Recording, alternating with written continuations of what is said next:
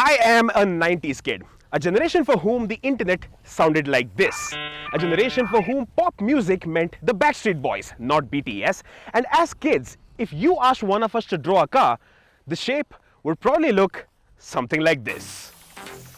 And with the Virtus, Volkswagen is calling out to us 90s kids to relive the joy that sedans gave us while growing up. So what should we say back?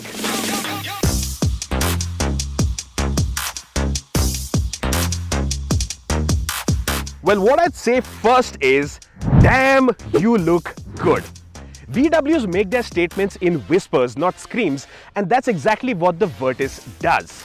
There's this broad air dam up front that adds a healthy dose of aggression, but otherwise the entire design package, it's all about keeping it understated and delivering longevity. This car is not going to look old or aged a decade down the line. And by the way, those LED headlights, they come as standard. Jump to the side profile and you'll find that with just a little bit of a change, the Virtus could look so much sexier. The shape, the way the lines flow, it's all bang on. And it's also riding on a very good looking set of 16-inch alloys. But at the same time, it's also riding a bit high in the interest of the all-important bad road buffer. So imagine if it was riding just a little bit lower and came with 17-inch alloy wheels. Especially with the GT line's black contrast finishers, those red brake calipers that you also get with the GT or Performance line, this would be the best angle to look at the Virtus from. It actually is already, but could look even better. And at the rear, they've gone Jetta. Nothing else to say, it just works, especially with the smoked out finish you've got with these tail lights. Now, in the interest of bragging rights, the black lip spoiler, the black contrast painted roof, the black wheels, red brake calipers, and all that dark alter ego stuff is going to be exclusive to the GT line, which will only be available with the 1.5 litre petrol engine.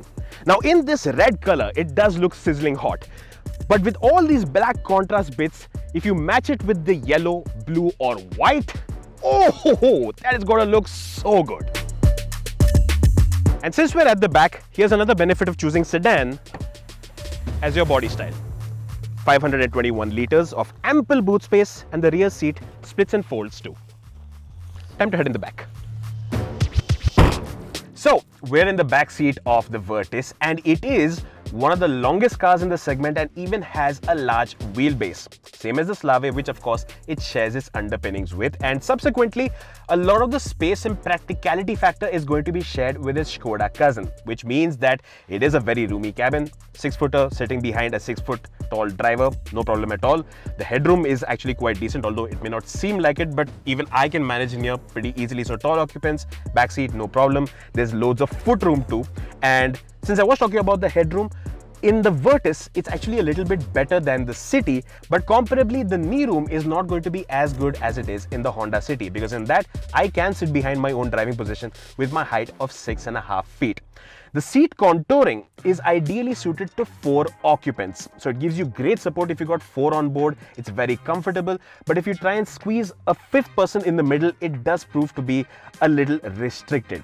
For amenities, you've got rear AC vents and 2 Type-C chargers. All the back seat occupants get adjustable headrests, and there's a rear armrest with 2 cup holders. So we're in the front. Relax, man, hang on. Let me talk about the front seat for a second. Sorry, right leg is just raring to go. So, we're in the front seat of the Volkswagen Virtus, and the first thing you're going to notice is that the design language is very similar to the Volkswagen Tiguan, which is something that we had not seen with the Kushaq and Slavia twins, wherein the Slavia had a slightly different dashboard. But unlike the Slavia, the fitment quality in the Virtus is on point. So no creaky bits, nothing feeling flimsy, or nothing really coming across as a letdown. But at the same time, the cabin is largely made up of hard plastics, which feels well built and premium even, but it's not going to pamper you or make you go wow in the same way that the Honda City does. Thankfully, you do have a loaded features list. Right, before I go on, first of all, this red contrast finish is something you're only going to get with the red color of the Virtus. And the black seat upholstery with red contrast stitching is something you will only see with the 1.5 petrol exclusive GT line.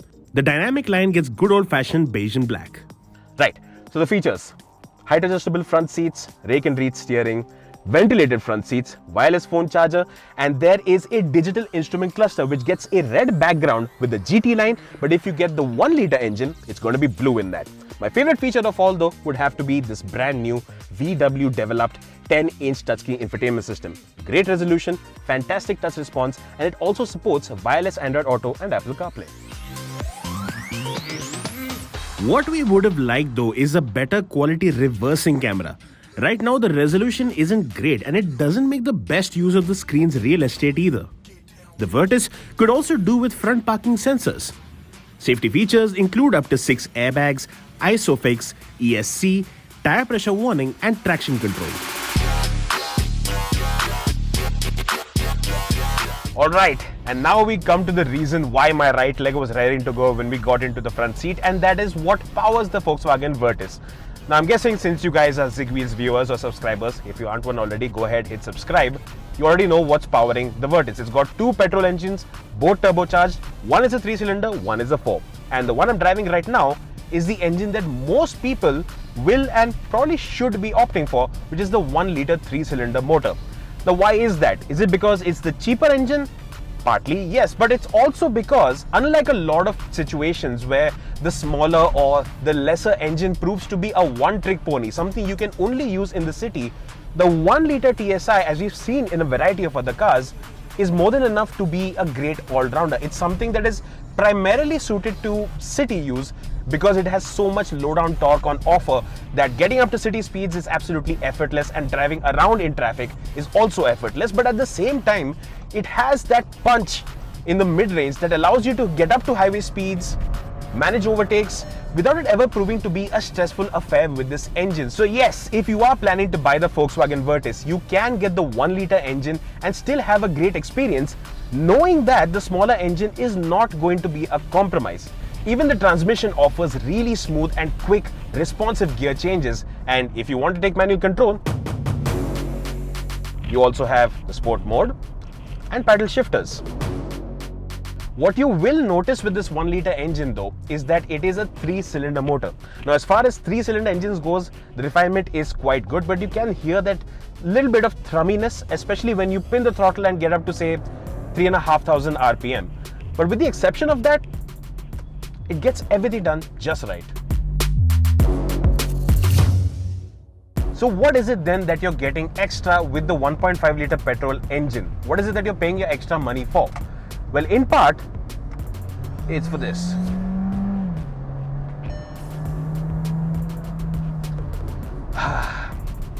It's a creamy, smooth engine to use, and this is the first thing that you're going to notice as a difference versus the smaller engine, because with this 4-cylinder configuration, you are getting that added level of smoothness.